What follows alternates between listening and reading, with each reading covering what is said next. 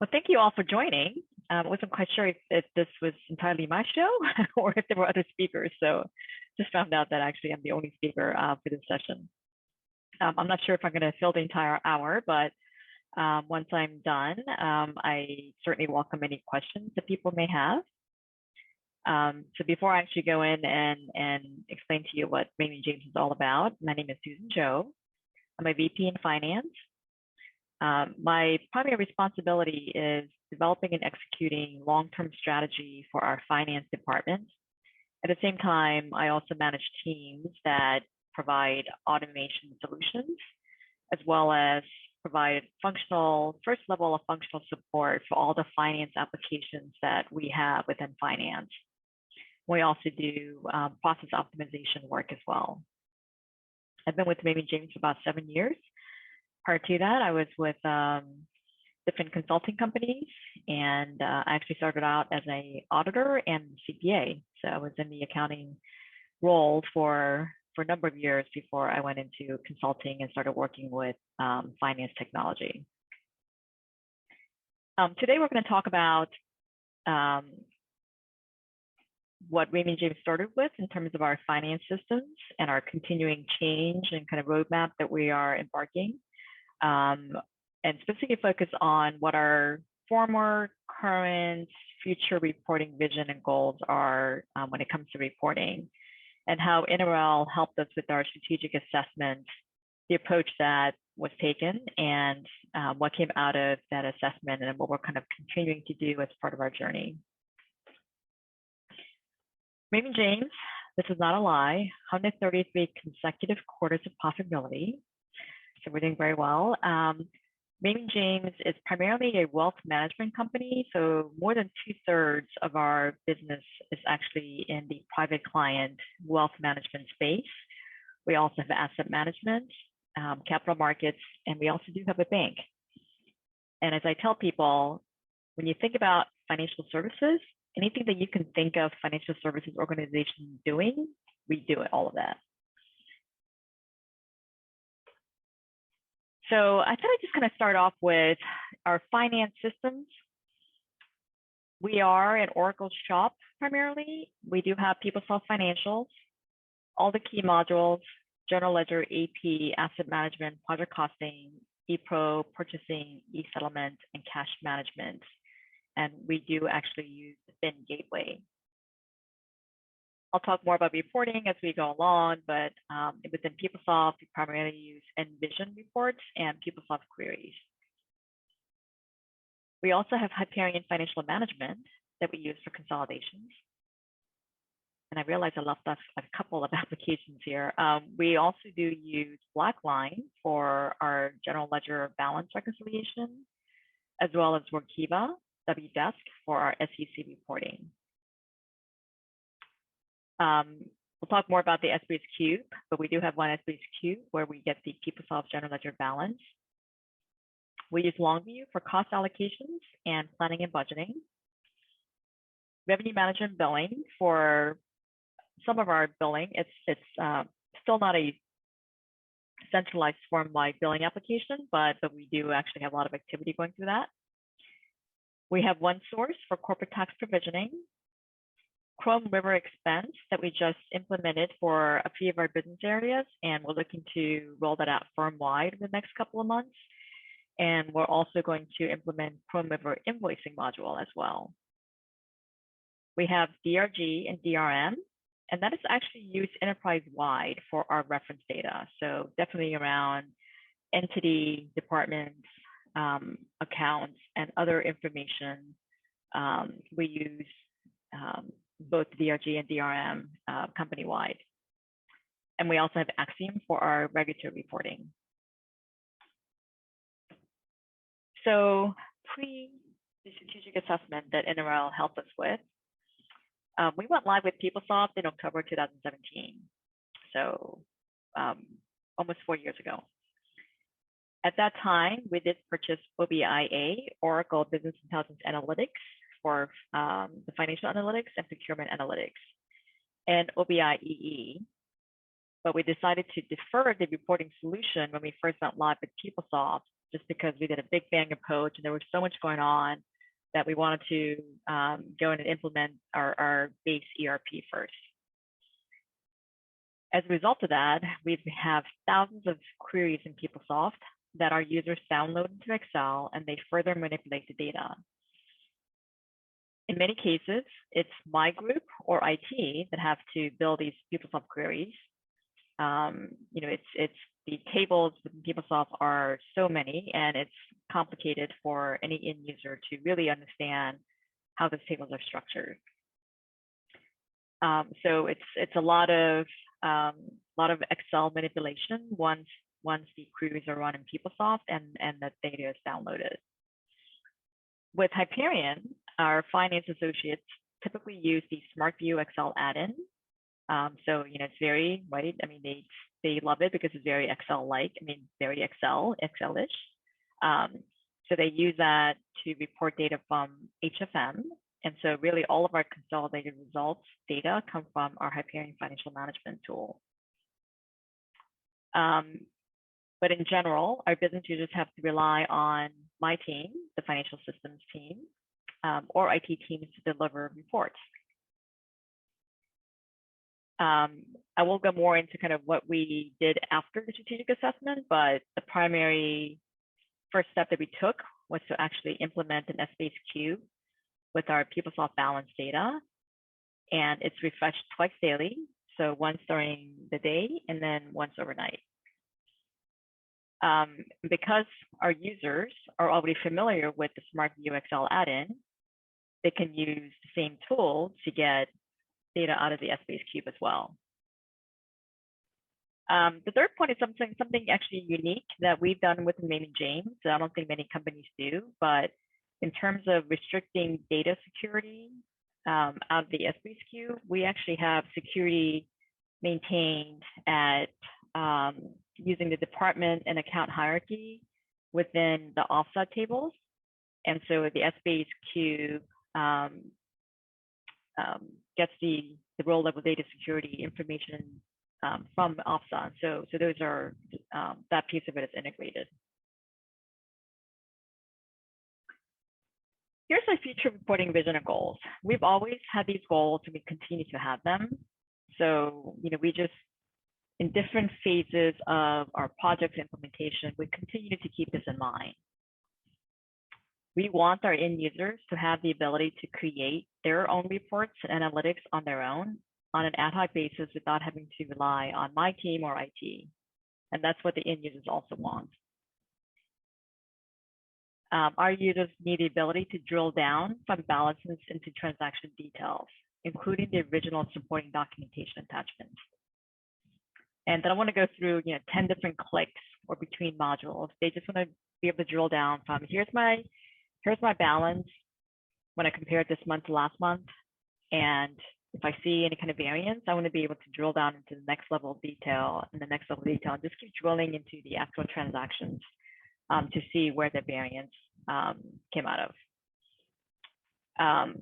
Because we're finance, our users love to do things in pivot tables, right? So they want the ability to slice and dice and perform pivot analytics online, just as if they would do it within Excel.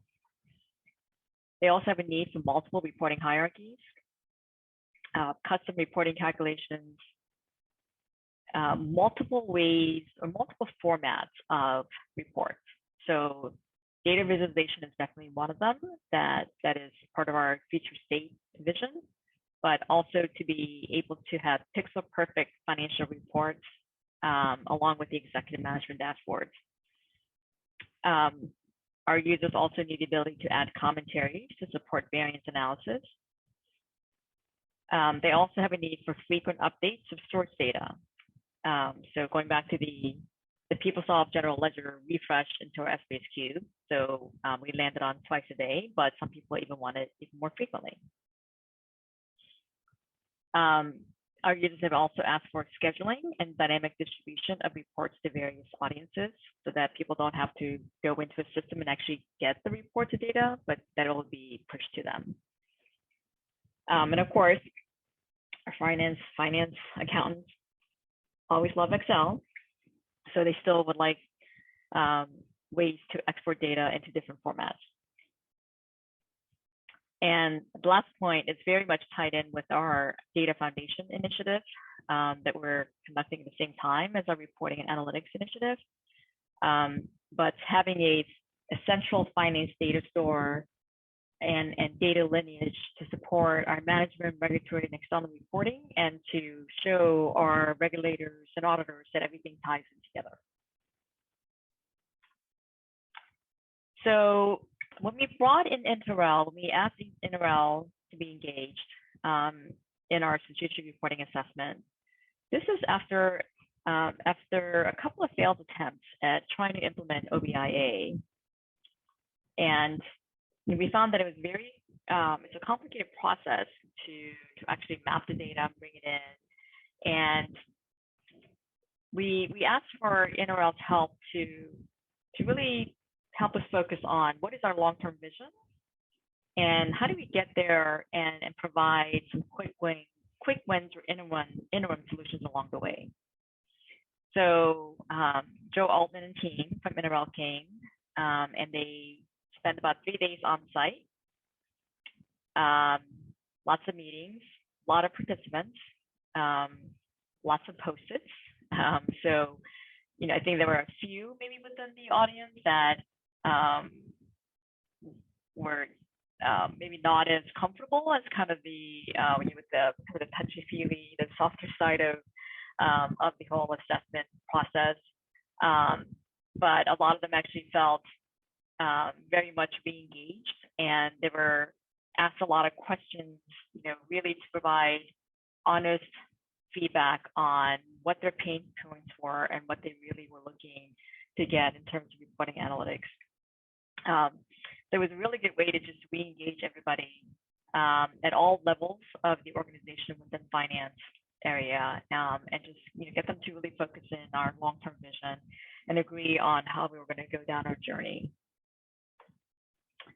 So, it was a full, obviously very detailed recommendations and deliverables that Interrel team provided. But the initial solution recommendation was to put in the SB's queue with our general ledger data coming from PeopleSoft, just because it was so difficult for our users to get data out of PeopleSoft. And then this feature recommendation was around queues or additional data marks really around different subject areas, and being able to provide executive management dashboards and advanced visualization. And then beyond that, we would focus on our kind of overall enterprise performance management, all focused around financial close and kind of improving that entire process. So as I mentioned earlier, so coming out of the strategic assessment, the first thing we did was to implement the SBSQ because it was so difficult to get data out of PeopleSoft unless you run one of these thousands of queries and people have no idea what queries to run. And we also felt that this was a good solution because of our finance associates having had experience and exposure to using SmartView Excel added, so they can use the same tool against the SBSQ for the GL data. And the way our security is configured in PeopleSoft, we couldn't provide the low level of granularity to restrict access to certain accounts or certain departments. It's really more kind of at a segment level or maybe like 1 or 2 levels down below that we can secure data with PeopleSoft. So as we implemented and delivered the SBSQ, we were able to actually provide row level data security. So if you wanted to, at a specific department or an account or groups of accounts or groups of departments, just along our department account hierarchy. So that was a key benefit that we actually got from implementing SBSQ. As I mentioned earlier, people knew SmartView Excel add-in, so it was very easy, and they could use the same tool to get data out of the SBSQ and do their own ad hoc analysis. The SBSQ is managed by IT. I think in other organizations, it might actually be administered and managed by functional systems admin teams within the business. But we actually have primarily IT maintaining and managing our Space Cube. So in terms of our strategic assessment outcomes, as I mentioned earlier, NRL was really very helpful in helping us kind of refocus and refresh our long-term vision and strategy, and just make sure that even with this interim solution with the Space Cube, that we were on the path of ultimately reaching our long-term vision. So that was always key. And we really got the assistance that we needed from NRL to look at the marketplace and kind of what's out there, what other companies are doing, and give us the recommendation that, once again, in the long run, we are marching down the path of a long-term in-state journey and not veering off of it. So with the Space Cube, it does provide our users the flexibility to look at the GL balances and drill further down the hierarchies and do some analytic analysis on their own, do pivot analysis within the Smart View add-in.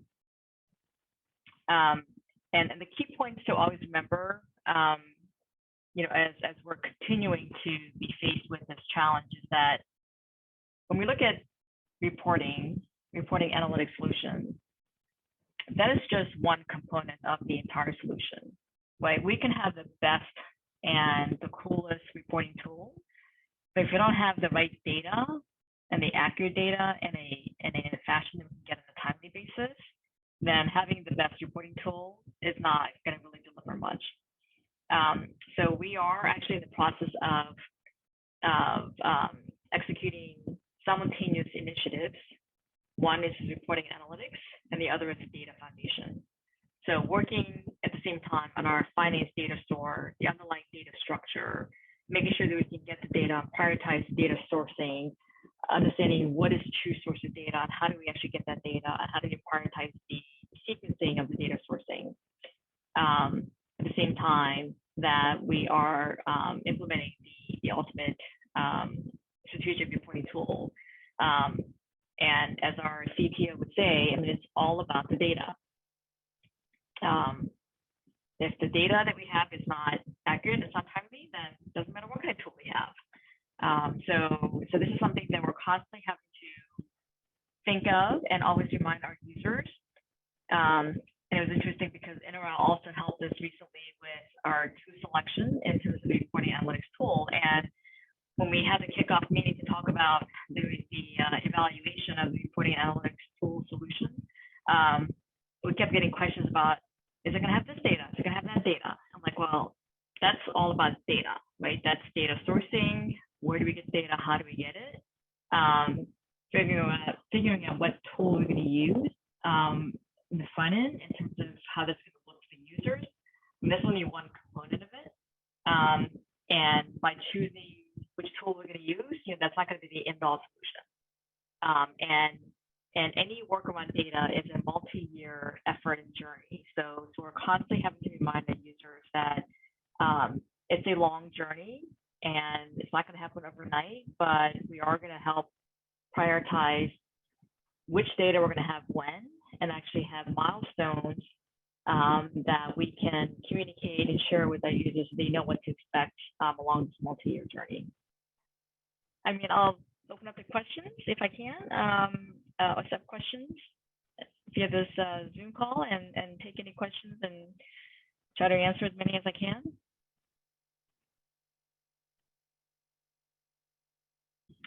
What were some of the biggest challenges? Where do I start? Some of the biggest challenges, if I kind of look at different parts of our journey, the first part, when we were trying to work on the OBIA, Oracle BI analytics, our biggest challenge there was really learning the new tool in terms of the analytics solution, and then figuring out how to map the data from coming out of PeopleSoft.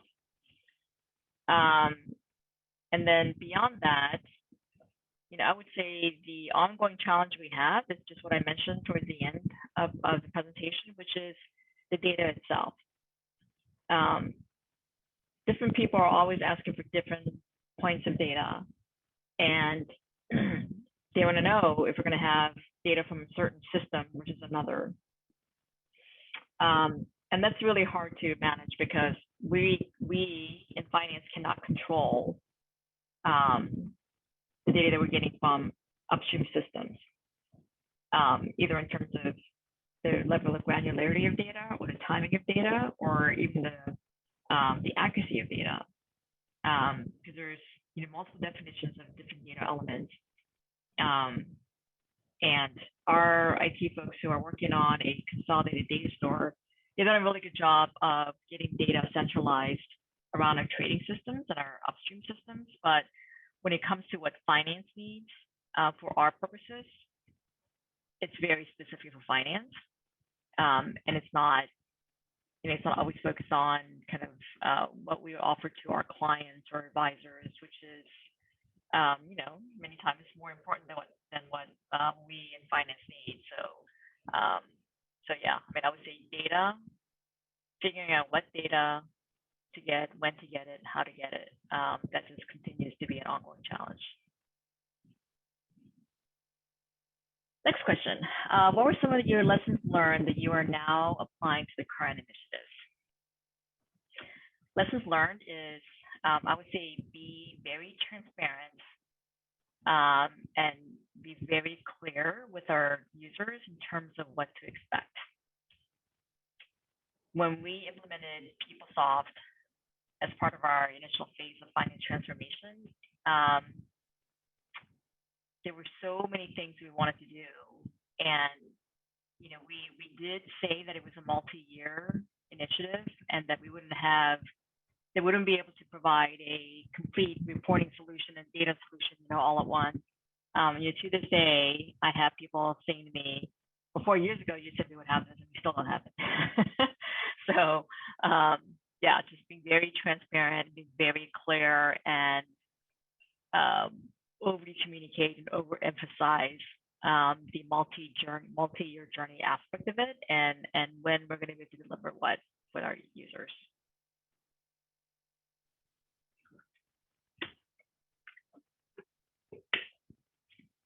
And definitely, as is always the case with any technology implementations, have the users involved. In our recent round of tool selection that NRL team helped us with, we had about 4 demo sessions, each of them about 2.5 hours, and we probably had 50 to 70 people in these meetings. But it was really important for every one of them to be part of it, even though they may not have been part of the actual scoring process or even being very vocal in every meeting, but just being part of the process, I think made them feel like they were part of the decision-making process.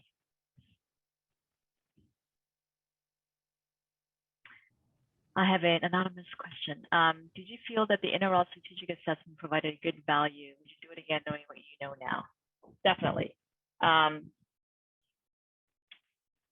Instead of just going in and implementing something or heading down a project and focusing on a particular solution, it's really important to take a step back and think about holistically, strategically for the next 3 to 5 years and really understand where you want to go and having that roadmap defined. And even outside of just the reporting strategic assessment, we went through a several-month strategy roadmap session 6 years ago, before we started implementing PeopleSoft.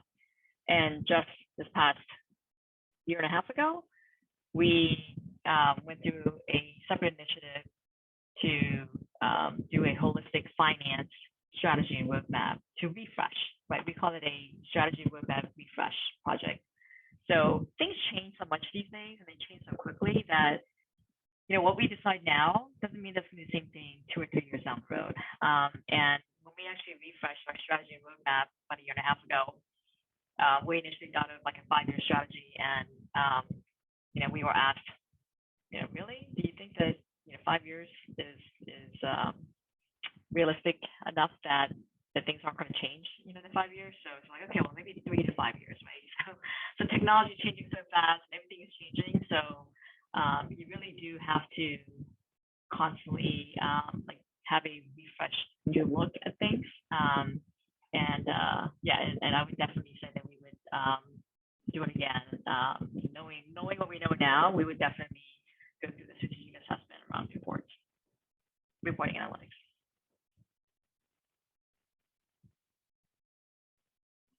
Susan, I think that wraps up today's questions for today's webcast. Okay. If there's any more questions in the future as you think about things along your journey, please don't hesitate to contact me directly or go through NRL and somehow reach out to me and ask me any questions you want.